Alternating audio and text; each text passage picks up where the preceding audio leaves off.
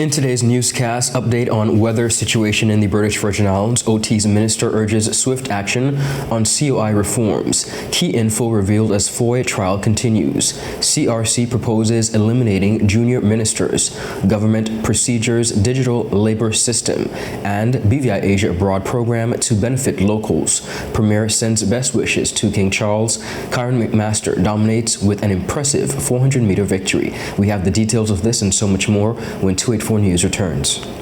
Start the year off with more. More speed, more downloading, more savings, and more fire. CCT Fire Fiber Internet gives you the speed you need to keep the whole family connected. Packages starting at $119 with speeds from 300 megabytes per second. Super fast, unlimited downloads, even more reliable connectivity, plus free live streaming TV for the family to enjoy. Sign up for the absolute best fiber internet service in the BVI CCT Fire and pay no installation fee. Plus, get CCT Live TV for free. You deserve more. Get more with CCT. Life Unlimited.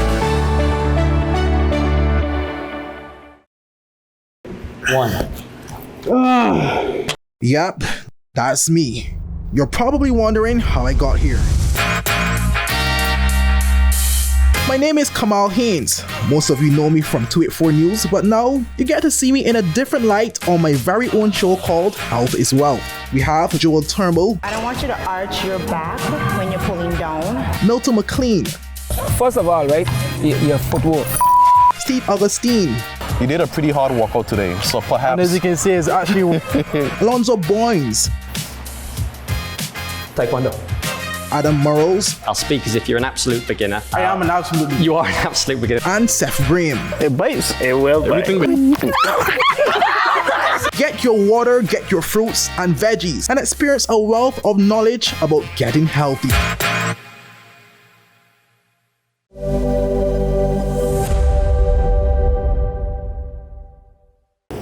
Hello everyone and welcome to this edition of 284 News. It is Wednesday, February 7th, 2024. I'm Ron Grant, bringing you the very latest out of Tortola and on the Virgin Islands. A happy Wednesday's wish to each and every one of you. Thank you so much for joining us. The BVI has been experiencing inclement weather from Tuesday afternoon in relation to the passing of a frontal thought through the region. Our Jaka Wooding has more on this report.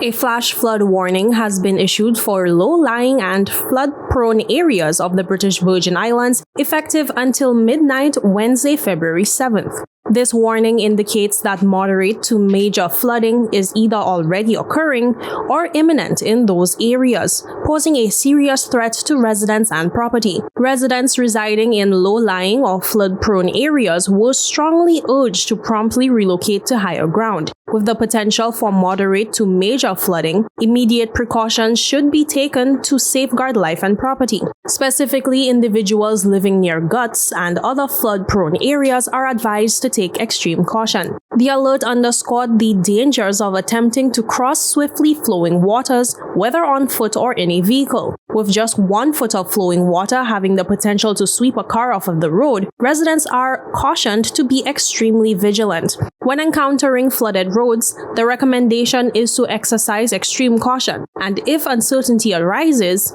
the wise decision is to turn around. A frontal trough currently affecting the BVI is responsible for the heavy showers. Over the last 24 hours, some areas have already experienced up to 4 inches of rainfall, with an additional 1 to 3 expected before midnight. This weather pattern heightens the risk of flooding in low-lying and flood-prone regions. As a precaution, a decision was made to close all schools in the territory on Wednesday when the brunt of the system was expected. The system's impact on the marine environment also significantly disrupted travel, with adjustments to cruise ship schedules and ferry operations quickly circulated to the public in the wake of the system's arrival. The Antigua and Barbuda Meteorological Services and the Department of Disaster Management continue to monitor the evolving weather situation. Residents are urged to prioritize their safety and stay informed about the evolving situation. Jaka Wooding, 284 News.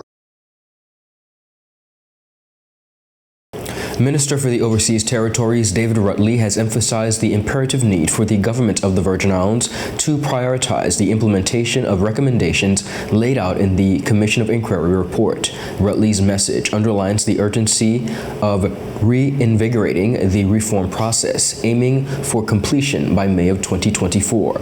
The OT's minister concluded a brief 3-day visit to the territory on Tuesday, February 6, during which he engaged in a substantive amount of discussions with Governor His Excellency Daniel Pruce, Premier Dr. the Honorable Natalio D. Wheatley, and other key members of the BVI government. I've had a series of productive meetings with the Premier, his Cabinet, and several of the permanent secretaries, as well as the Governor's office. We've all worked extremely hard together over these past days to establish the progress that's been made already and what still needs to be done. It's clear that there are still outstanding actions to work through to deliver the agreed programme of reform by the end of May, as set out by the Premier. It must be a top priority to get this back on track. Good governance is the foundation of a safer, fairer and more prosperous BVI, which is what the people of the BVI deserve. Premier Wheatley described the meetings as highly productive, highlighting that Minister Rutley provided valuable advice and support crucial for the effective implementation of the outstanding recommendations from the Commission of Inquiry.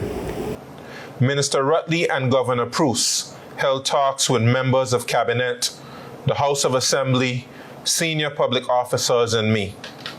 Firstly, let me express my gratitude to Minister Rutley, Governor Pruce, and their teams for the very constructive engagement with my administration on our good governance agenda.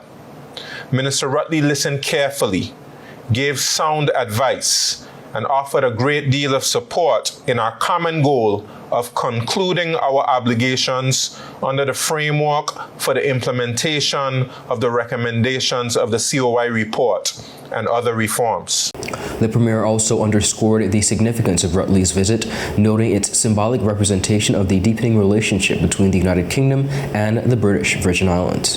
He expressed gratitude for the constructive support received during the visit and asserted that his government is dedicated to optimizing planning and resource mobilization to expedite the progress of the ongoing reforms. Minister Rutley's visit was important in further cementing the strong bond of partnership being developed between the Virgin Islands and the United Kingdom, a relationship based on democratic principles, shared responsibility, and individual accountability. Minister Rutley recognized the progress and the obvious commitment the government has made thus far, and was honest in areas where more progress was needed.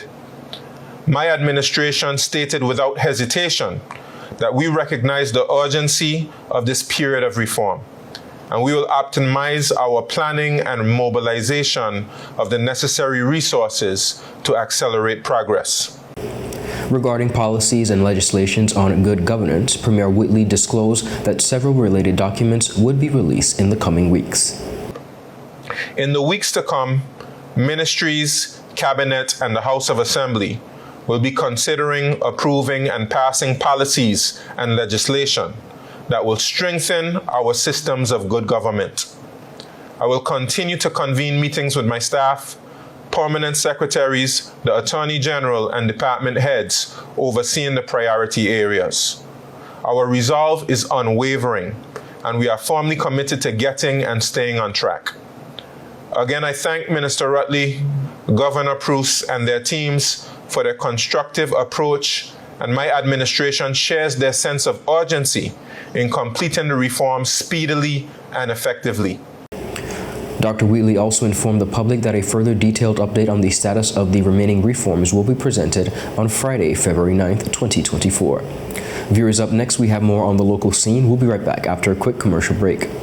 One Stop Auto, located in the R&R Malone Complex, Parkwood Pond, is having a huge liquidation sale on all inventory, excluding vehicles and genuine Toyota and Lexus parts. Get no less than 50% off all items on shelves and inventory room. Items such as car covers, steering wheel covers, wipers, sealants, chemicals, emergency cones, adhesives, license plates, frames, air filters, oil filters, front brakes, rear brakes, front rotors, rear rotors, radiators, shocks, and much more. more. A specific listing of all makes and models for which parts are available at liquidation prices will be posted on our Facebook page.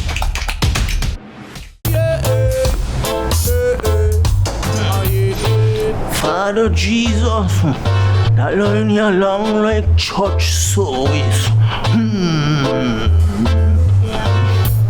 Alright, do enjoy the rest of it. Next customer line, please. Wait, hold on a second. Yes, Sonny boy, come. Yes, Sonny. Good morning. Good morning, Sonny boy. Hold on there. You must have cut front of people. It's okay, I'll take care of it. What? No man to take care of me. How may I assist you?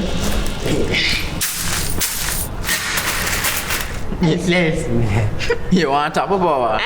You want top of power? Join the prepaid party with CCT and enjoy more affordable data plans, more top-up promotions, more savings with hero bundles, and more value for your money each and every Tuesday with Top Up Turn Up Tuesday. Visit a CCT store today or anywhere CCT Top Up is sold and top up your phone. 5, 10, 15, 20, 25, 30. You want top of power? Welcome back, everyone, and thank you so much for sticking with us. Continuing on as we follow the Foy Trial, the reliability of the Drug Enforcement Administration's confidential source, Roberto Quintero, came under intense scrutiny during the trial of former Premier Andrew Foy. Probing questions were posed to the DEA Special Agent Brian Wittek during a cross-examination from Foy's attorney, Teresa Van Vliet, regarding an affidavit presented to a judge in support of arrest warrants issued for Foy, Oveline Maynard, and Kadeem Maynard. Now, viewers, the focus of the questioning revolved around the absence of any discussion on the reliability of Quintero in the affidavit. In response to Van Vliet's inquiries, Wittek admitted that the affidavit did not delve into the reliability of the confidential source, raising concerns about the veracity of the information provided by Quintero. Van Vliet went on to assert that Wittek became aware in 2018 that a foreign judge had deemed the DEA's confidential source lacking credibility. Wittek confirmed this awareness, but clarified that the DEA was unaware of the details as the incident had occurred in Mexico. During the cross-examination, Wittek defended Mr. Quintero's credibility, stating that he had, and I quote, never had any issues with the confidential source. However, the defense continued to press the matter, emphasizing the alleged lack of credibility flagged by a Mexican judge. In a surprising revelation during the redirect examination by prosecutor Kevin Gerard, Wittek disclosed that he became aware of the Mexican judge's finding about Quintero in approximately 2018. He further added that the case prior leading to his findings had occurred many years ago. Wittek clarified that in a subsequent court ruling, it was determined that Quintero had been exonerated, potentially mitigating concerns about his credibility. Despite the acknowledgement of the Mexican judge's initial finding, Wittek sought to reassure the court that the DEA had confidence in their confidential source.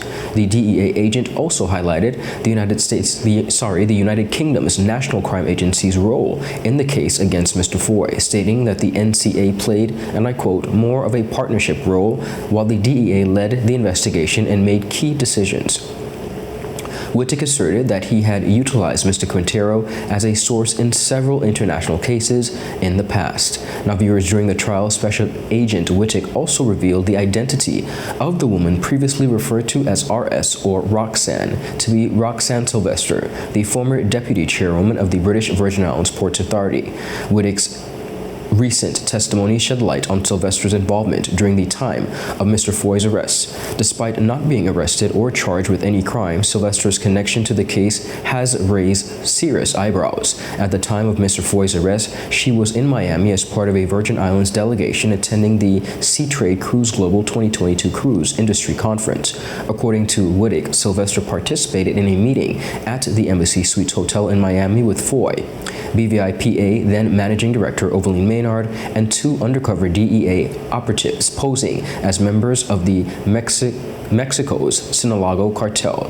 Now, the following day, Sylvester and Maynard reportedly accompanied the undercover agents to the Miami Opa-locka Executive Airport. They briefly boarded a jet containing fake cash, which Maynard allegedly believed was intended to be flown to Tortola, accompanied by Sylvester. Wittig, familiar with the voices of the key individuals involved, stated that Sylvester's voice was among those captured on secretly recorded conversations played during the trial. The recordings primarily focused on two meetings at Miami's Embassy Suites Hotel on April 27, 2022. From a previous testimony by undercover agent Jose Dominguez, the court also heard that during the second meeting, Sylvester and Maynard were initially present but later left the room. The subsequent day, DEA operatives picked up Sylvester and Maynard, drove them to the airport, and showed them the fake cash on the plane. While Maynard was detained and charged, Sylvester was released with no charges. The reasons behind the decision to detain Maynard and release Sylvester were not explained by the DEA agent during his testimony. Sylvester's initials also appeared in a motion filed in January, where the prosecutors sought to prevent the jury from hearing a statement allegedly made by Sylvester to Maynard after the latter's arrest. The statement claimed that Foy had planned to call VI officials to have DEA confidential source Roberto Quintero arrested and the jet seized upon landing in the VI. The prosecution argued that the statement should be excluded as inadmissible hearsay, while the defense maintained its relevance to Foy's defense. The Constitutional Review Commission report has called for abolishing the role of junior ministers in the Virgin Islands. The report states, and I quote, "The position of junior ministers should be abolished in order to promote an environment that supports clear separation between the executive and the legislature and availability of backbenchers as a necessary check and balance on the executive." This recommendation stems from the CRC's view that appointing sitting legislators as junior ministers blurs the lines between the executive and legislative branches. They argue backbench parliamentary members provide crucial oversight of the cabinet, which is undermined when those members also hold junior minister posts. The report adds that if their separate recommendation to introduce a sixth full cabinet minister is not implemented, the number of junior ministers should be capped at 2 and their role clarified in the Ministerial Code of Conduct and not in the Constitution itself. However, the CRC believes fully removing junior ministers would best reinforce separation of powers and unconflicted legislative oversight. Minister for Financial Services, Labor and Trade, the Honorable Lorna Smith OBE, recently provided an update on the implementation of a digital portal for work permit processing within the BVI. Initially, the government pursued a specialized platform just for work permits, which cost the territory some $41,000. However, Minister Smith revealed they have now proceeded a more comprehensive labor management system from Januvation Solutions, Inc. The new system covers the full scope of labor needs rather than just permits. It is expected to go live by June of this year. While the expanded system came at no additional cost beyond the original $41,000 amount, Minister Smith shared that annual fees for software and maintenance will be from $120,000 paid from the public purse. The initial phase of implementing a digital platform for work permit processing occurred in 2021, during which a prototype software was deployed. Unfortunately, this pilot project was discontinued because of various capacity constraints within the Department of Labor and Workforce Development. Mr. Speaker, building upon the insights gained from the design and rollout of the original prototype, the Ministry of Financial Services, Labor and Trade has procured comprehensive labor management software along with transition management support services. This software will address both workforce management and work permitting functions. Government has reached agreement with the firm of Januvation Solutions, Inc. to provide these services. The 2021 work permit application system prototype incurred an initial cost of $41,000, while my ministry incurred no additional expenses directly related to acquiring this comprehensive labor management system. The necessary software, maintenance, and support services will cost $120,000 annually, until the Department of IT has developed sufficient capacity to provide them in-house. Januvation Solutions is currently contracted for an additional $89,500 to facilitate training and transition local staff to using the new digital system between January and July 2024.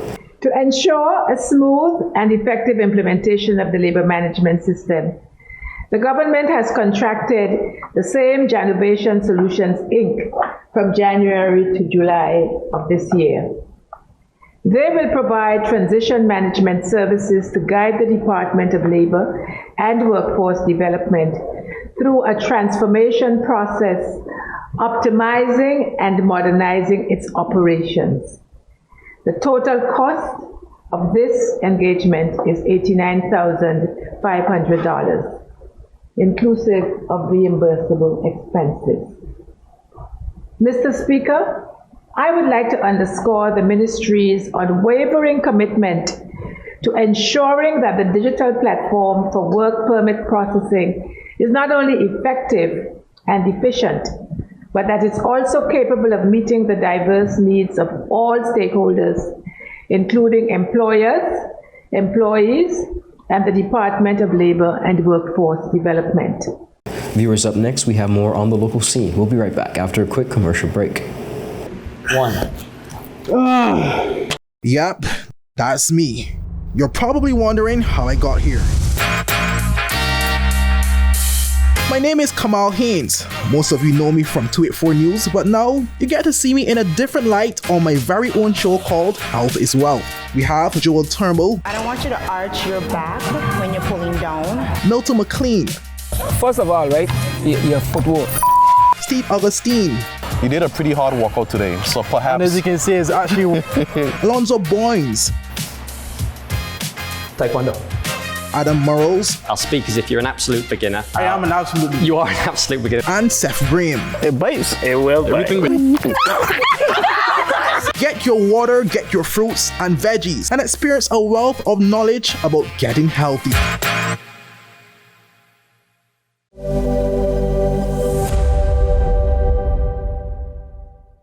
Start the year off with more. More speed, more downloading, more savings, and more fire. CCT Fire Fiber Internet gives you the speed you need to keep the whole family connected. Packages starting at $119 with speeds from 300 megabytes per second. Super fast, unlimited downloads, even more reliable connectivity, plus free live streaming TV for the family to enjoy. Sign up for the absolute best fiber internet service in the BVI CCT Fire and pay no installation fee. Plus, get CCT Live TV for free. You deserve more. Get more with CCT. Life Unlimited.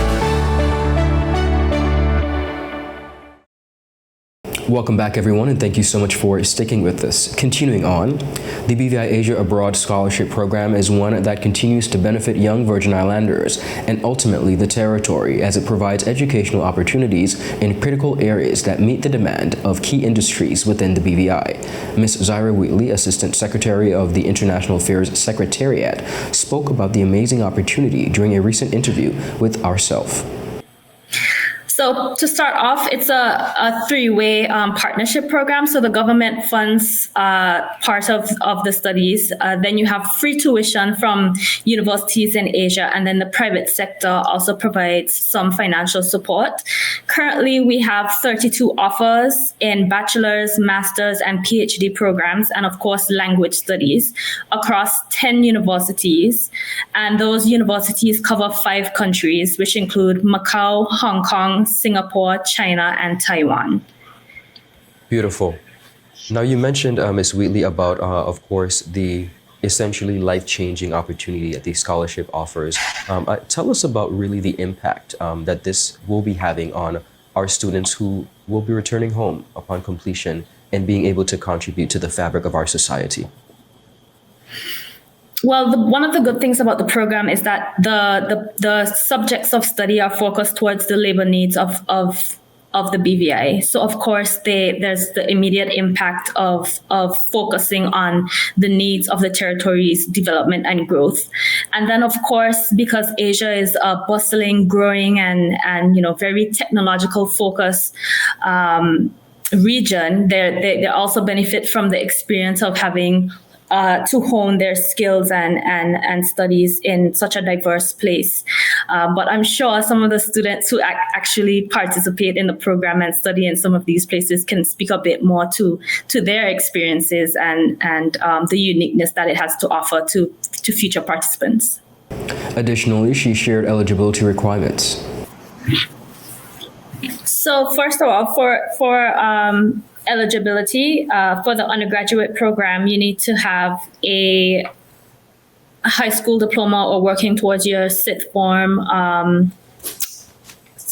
qualification. So you could either have completed your high school diploma, and your sixth form diploma, or working towards attaining any one of those. And then for the postgraduate, you need to have a bachelor's degree in the field of study or something closely related.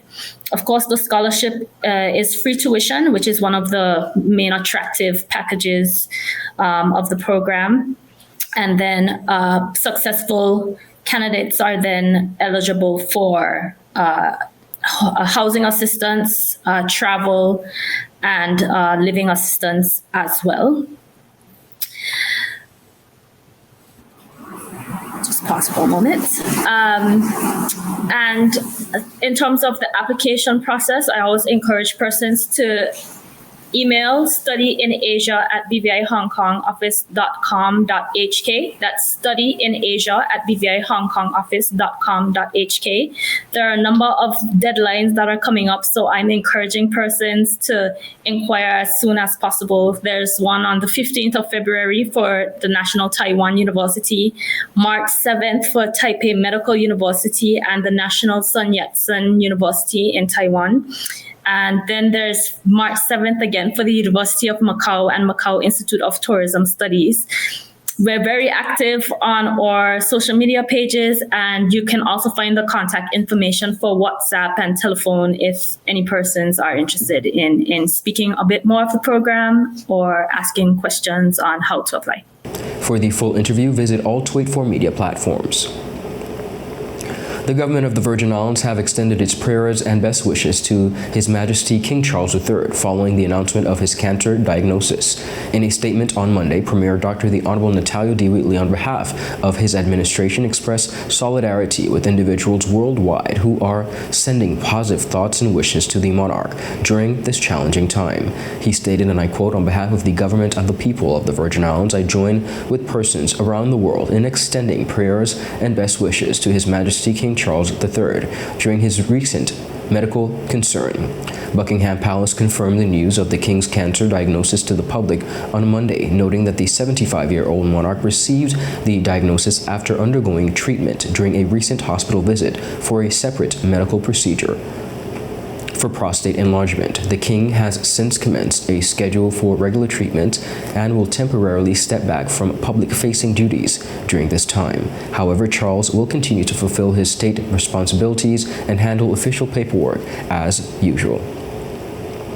In a spectacular display of speed and skill, KYRON McMaster of the British Virgin Islands, the two-time Commonwealth Games gold medalist, marked his commencement of the 2024 track and field season with an outstanding performance at the South Carolina Invitational this weekend. McMaster, primarily known for his excellence in the 400-meter hurdles, showcased his versatility by clinching the top spot in the men's 400-meter event on Saturday. Despite the absence of the hurdles, McMaster's electrifying run left spectators in awe as he blazed through the indoor track at a remarkable time of 46.46 seconds. This only secured a convincing victory in his heat, but also catapulted him into the coveted first place finish overall in a field of 51 participants spread across 12 heats. It was evident from the onset that the World Championship silver medalist was determined to make a statement, and his name was particularly noteworthy, standing